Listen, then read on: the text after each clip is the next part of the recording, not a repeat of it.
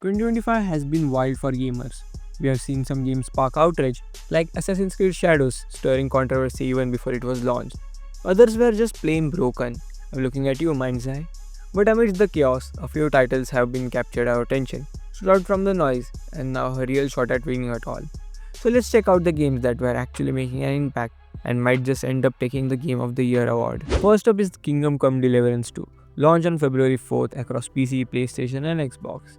This sequel takes place everything that made the first game a cult hit.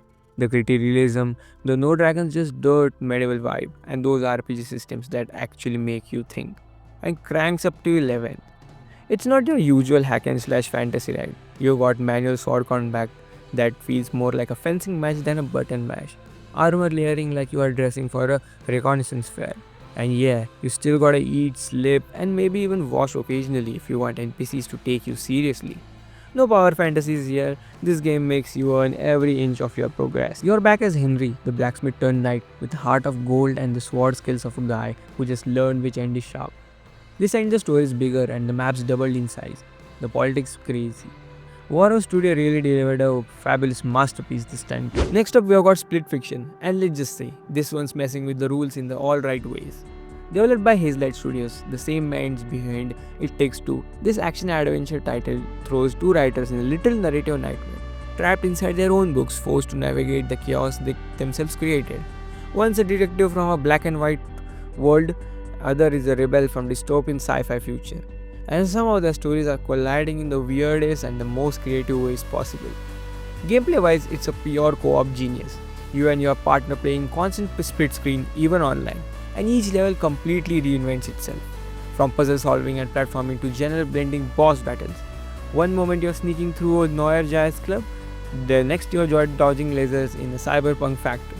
It's wild, unpredictable, and never plays the same twice. And just like It Takes Two, Split Fiction isn't just mechanically clever, it packs emotional punches too. There's a deeper story here about creativity, burnout, and the relationships we build through shared struggle.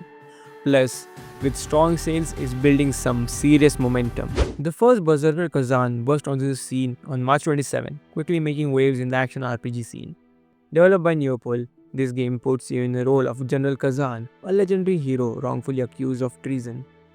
After escaping imprisonment and forging a pact with the supernatural entity, Kazan embarks on a dark journey of revenge and redemption.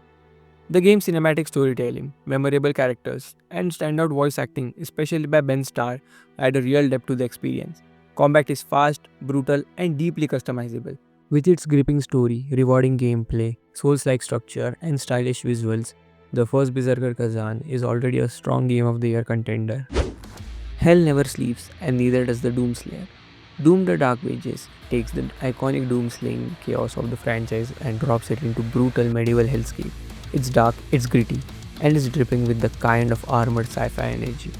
This isn't classic Doom, it's ancient, brutal, and heavy as hell. The Dark Ages rewinds the clock to the Slayer's origin, arming you with a frail, shield, and even a dragon.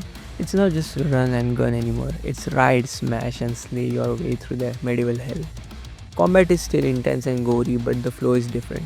There's a heavier rhythm to the violence. Shields bash, skulls crack, and you still finish every fight bathed in the red stuff, just with a little more dark fantasy flair. Visually it's stunning, the gothic architecture and the twisted medieval tech and the roaring score makes this feel Doom meets the Dark Soul. Well, if you think Doom Eternal was the heavy metal roller coaster, then the Dark Ages is the armored warhorse charging through a cathedral full of demons. Claire Obscure Expedition 33 might just be the most visually stunning game of the year, and also the most mysterious. Imagine Persona met Disco Elysium, got painted by a French surrealist, and dropped into the world where everyone is destined to vanish at a particular age. Yeah, it's that kind of game.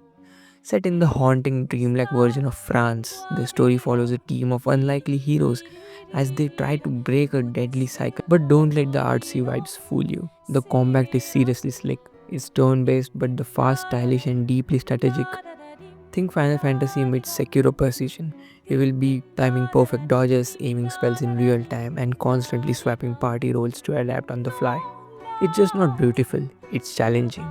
And then there is the world building. Every environment looks like it belongs in an art museum. Hand painted textures, shifting architecture, surreal transitions. Clair Obscure doesn't just look good, it feels like you're walking through someone's imagination.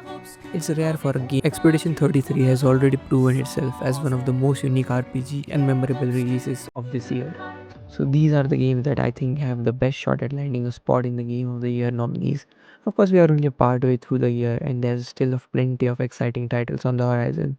Let's hope the second half of 2025 brings us even more surprises, instant classics, and absolute bangers. If you enjoyed the video, don't forget to drop a like, hit that subscribe button, and let me know in the comments which game you do you think deserves the crown.